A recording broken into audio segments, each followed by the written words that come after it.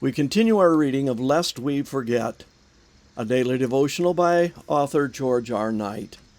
Today's reading, September 23. Ellen White at Minneapolis. Let Jesus Come In, Part 1. For this reason I bow my knees before the Father, that you might know the love of Christ, which surpasses knowledge, that you may be filled with all the fullness of God. Ephesians 3:14-19. Ellen White's emphasis at Minneapolis was not some new teaching on some new aspect of Adventist theology, but rather a call for Adventism to uplift and practice basic Christianity. My burden during the meeting, she wrote, was to present Jesus and his love before my brethren. For I saw marked evidences that many had not the Spirit of Christ. Manuscript 24, 1888. Faith in Christ as the sinner's only hope, she noted, has been largely left out, not only of the discourses given, but of the religious experience of very many who claim to believe the third angel's message.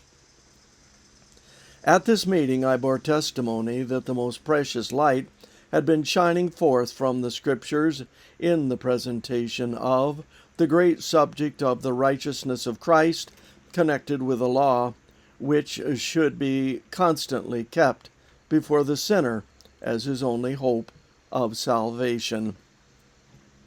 The standard by which to measure character is the royal law.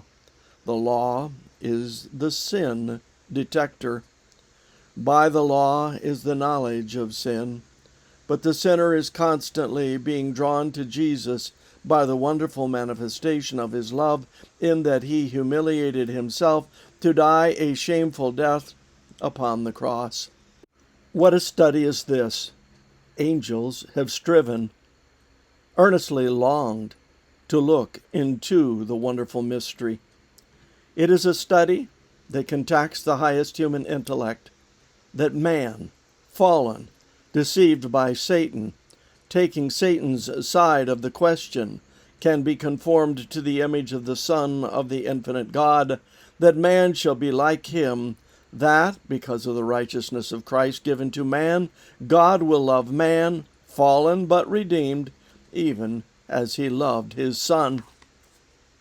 This is the mystery of godliness.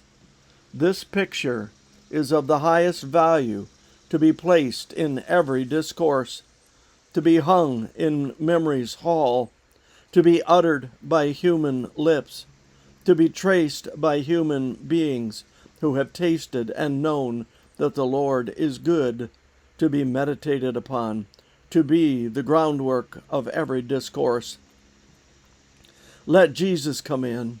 If Ellen White could only give us one piece of advice from the 1888 message, that would be it. Let's choose to let him in right now before we rise from this reading. This concludes our reading today of Lest We Forget.